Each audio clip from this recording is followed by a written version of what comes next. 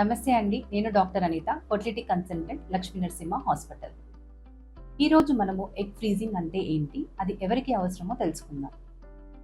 Egg ఫ్రీజింగ్లో ఏం లేదండి, 10 to 11 days injections ఇస్తాము. ఇంజెక్షన్స్ ఇచ్చిన తర్వాత మానిటరింగ్ చేసుకున్న తర్వాత ఎప్పుడైతే మంచి సైజు పాలికల్స్ అనేవి కనిపించాయో అప్పుడు మనము ట్రిగ్గర్ ఇంజెక్షన్ ఇచ్చుకున్న తర్వాత అండర్ అనస్థీషియా ఎగ్ రిట్రైవల్ అనేది చేసుకుంటాం. ఈ రిట్రైవ్ చేసుకున్న ఎగ్స్ మనం ఫ్రీజ్ చేసుకోవచ్చు. ఐవీఎఫ్ ల్యాబ్లో లిక్విడ్ నైట్రోజన్లో మనం ఫ్రీజ్ చేసుకొని అది మెయింటైన్ చేసుకోవచ్చు. ఆల్మోస్ట్ 10 years వరకు ఎగ్స్ అనేవి ఫ్రోజన్ చేసుకోవచ్చు. ఇది ఎవరికి అవసరము? మామూలుగా మనం స్కాన్కి వెళ్ళినప్పుడు ఎప్పుడైతే మనకి అండాశయాల సంఖ్య తగ్గుగా కనిపించింది, మనం ఎప్పుడే ప్రెగ్నెన్సీకి ప్లాన్ చేసుకోవడానికి రెడీగా లేము అన్న వారికి ఎగ్స్ ఫ్రీజ్ చేసుకోవడం వల్ల చాలా ఉపయోగాలు ఉంటాయి.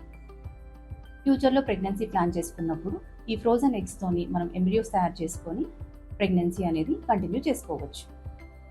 నెక్స్ట్ ఏజ్ ఎక్కువగా ఉంది, ఆల్మోస్ట్ 30 years ఏజ్కి వచ్చాము, మళ్ళీ కెరియర్లో ఇంకా సెటిల్ కాలేదు, జాబ్ పరంగా కానీ ఎడ్యుకేషన్ పరంగా కానీ ఇంకా ప్రెగ్నెన్సీ ప్లాన్ చేసుకోవడానికి రెడీగా లేము.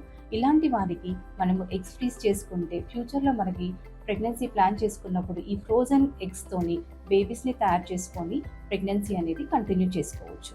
ఇలా ఫ్రీజింగ్ చేసుకోవడం వల్ల మనకి ఏజ్ రిలేటెడ్ కాంప్లికేషన్స్, ఎప్పుడైతే అబార్షన్ రేట్స్ కానీ క్రోమోసోమల్ అబ్నార్మాలిటీస్ కానీ జెనెటిక్ మ్యుటేషన్స్ కానీ అనేవి తక్కువగా ఉండే అవకాశం ఉంటుంది. అండ్ హెల్తీ బేబీ కూడా వచ్చే అవకాశం ఉంది. ఇంకోటి ఏంటంటే ఓవేరియన్ క్యాన్సర్. ఓవేరియన్ క్యాన్సర్స్లో మనకి main treatment chemotherapy and radiotherapy.